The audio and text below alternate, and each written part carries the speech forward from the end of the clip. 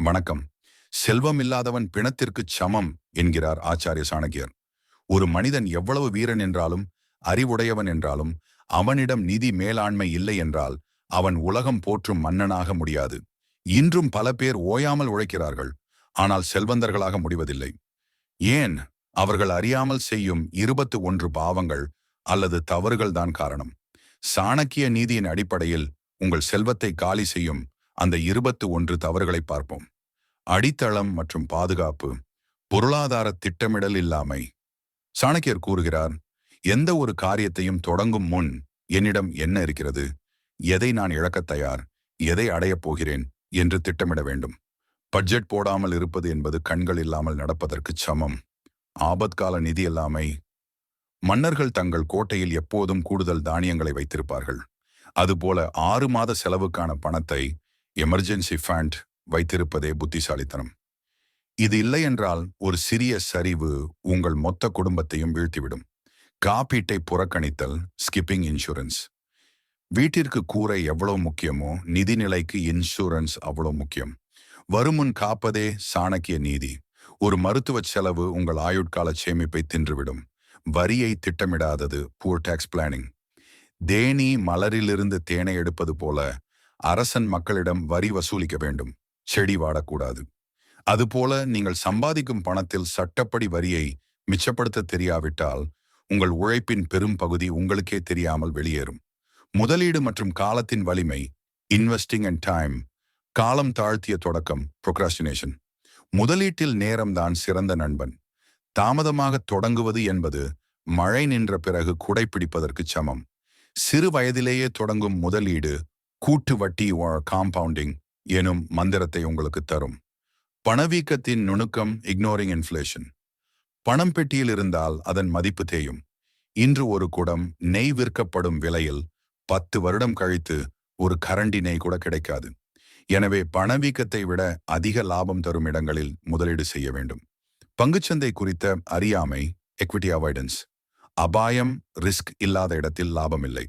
சாணக்கியர் துணிச்சலான முடிவுகளை ஆதரிப்பார். பாதுகாப்பான முதலீடு மட்டுமே உங்களை கோடீஸ்வரன் ஆக்காது. ஒரு பகுதியை பங்குச் சந்தையில் போட வேண்டும். ஒரே கூடையில் எல்லா முட்டைகள், கான்சென்ட்ரேட்டட் ரிஸ்க். எல்லா முதலீட்டையும் ஒரே இடத்தில், உதாரணமாக ரியல் எஸ்டேட் மட்டும் போடக்கூடாது. செல்வம் பரவலாக இருக்க வேண்டும், டிவர்சிஃபிகேஷன். அதிக பராமரிப்பு கட்டணம், ஹை ஃபீஸ், மியூச்சுவல் ஃபண்ட் போன்றவற்றில் இடைத்தரகர்களுக்கு கொடுக்கும் சிறு கமிஷன் கூட 20 ஆண்டுகளில் பல லட்சங்களாக மாறும். டைரக்ட் பிளான் போன்ற வழிகளை தேர்ந்தெடுக்க வேண்டும். கடன் மற்றும் மனநிலை, டெப்ட் அண்ட் சைக்காலஜி. கடனில் கௌரவம், டெப்ட் ட்ராப். கடன் வாங்குவது என்பது விஷம் கலந்த பாலை அருந்துவது போன்றது. ஆரம்பத்தில் இனிக்கும், பிறகு உயிரை பறிக்கும். மற்றவர்களை கவர கடன் வாங்கி பொருட்களை வாங்காதீர்கள். ஆடம்பர வாழ்வு, லைஃப் ஸ்டைல் கிரிப். சம்பளம் கூடும்போது செலவையும் கூட்டாதீர்கள். வருமானம் உயரும் போது சேமிப்பை உயர்த்துபவனே உண்மையான அறிவாளி. தற்பெருமை, ஈகோ ஸ்பெண்டிங். உன்னிடம் பணம் இருப்பதை உலகம் அறிய வேண்டும் என்று நினைப்பவன் சீக்கிரம் பணத்தை இழப்பான். பணத்தை ரகசியமாக வளர்ப்பதே செல்வந்தர்களின் கலை. அரைக்குறை அறிவு, ஹால்ஃப் பேக் நாலேஜ். புரியாத தொழிலில் பணம் போடுவது எரியும் தீயில் கையை வைப்பதற்குச் சமம். ஒரு துறையை பற்றி முழுமையாக தெரியாமல் அதில் ஒரு காசை கூட முதலீடு செய்யாதீர்கள். பேராசை, கிரீட். ஒரே இரவில் பணக்காரன் ஆகலாம் என்று சொல்லும் திட்டங்கள் அனைத்தும் சூதாட்டமே. சாணக்கியர் நிதானமான, நேர்மையான வளர்ச்சியையே வலியுறுத்துகிறார். வருமானம் மற்றும் வளர்ச்சி, இன்கம் மற்றும் growth. ஒரே வருமான ஆதாரம், சிங்கிள் இன்கம். ஒரு கால் உடைந்தால் நாற்காலி விழும். அதுபோல வேலை மட்டும் வருமானம் என்றால் உங்கள் நிதி நிலை பலவீனமானது. ஒரு சைட் பிசினஸ் அல்லது பாசிவ் இன்கம் இருக்க வேண்டும். சுய முதலீடு இல்லாமை, நோ செல்ஃப் இன்வெஸ்ட்மெண்ட். மிகச்சிறந்த முதலீடு உங்கள் அறிவுதான். புதிய திறன்களை கற்க செலவிடும் பணம் 100 மடங்கு லாபத்தை தரும். ஓய்வு காலத்தை மறத்தல், நெக்லெக்டிங் ரிட்டையர்மெண்ட். இளமையில் சம்பாதிக்கும் போது முதுமையை பற்றி யோசிக்காதவன் பிற்காலத்தில் மற்றவர்களின் தயவில் வாழ வேண்டியிருக்கும். முதலீட்டை திருடுதல், இன்டரப்டிங் கம்பவுண்டிங். சிறு தேவைகளுக்காக பெரிய சேமிப்பை உடைப்பது என்பது வளர்ந்து வரும் மரத்தை வேரோடு பிடுங்குவதற்கு சமம். ஆரோக்கியம் மற்றும் அறம், ஹெல்த் அண்ட் எத்திக்ஸ். ஆரோக்கியமின்மை, இக்னோரிங் ஹெல்த். நோய்வாய்ப்பட்ட உடலால் 1 கோடி ரூபாயை அனுபவிக்க முடியாது. மருந்திற்கு செலவு செய்வது ஒரு பெரிய நிதி இழப்பு.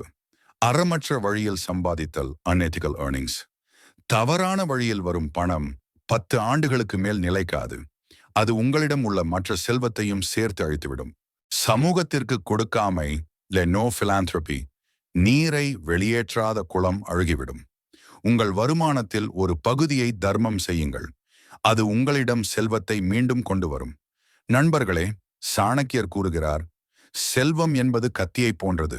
அதை சரியாக கையாண்டால் உங்களை காக்கும், தவறாக கையாண்டால் உங்களையே அழிக்கும். இன்று நான் சொன்ன இந்த 21 தவறுகளில் நீங்கள் எதை செய்து கொண்டிருக்கிறீர்கள்? அதை இன்றே திருத்திக் கொள்ளுங்கள். உங்கள் குரோர்பதி கனவு வெறும் கனவல்ல, அது உங்கள் உழைப்பு மற்றும் ஒழுக்கத்தின் அறுவடை. இந்த வீடியோ உங்களுக்கு பிடித்திருந்தால் நிதி அறிவை வளர்க்கும் உங்கள் நண்பர்களுக்கு பகிருங்கள். சாணக்கியரின் இன்னும் பல ரகசியங்களை தெரிந்து கொள்ள சப்ஸ்கிரைப் செய்யுங்கள். நன்றி.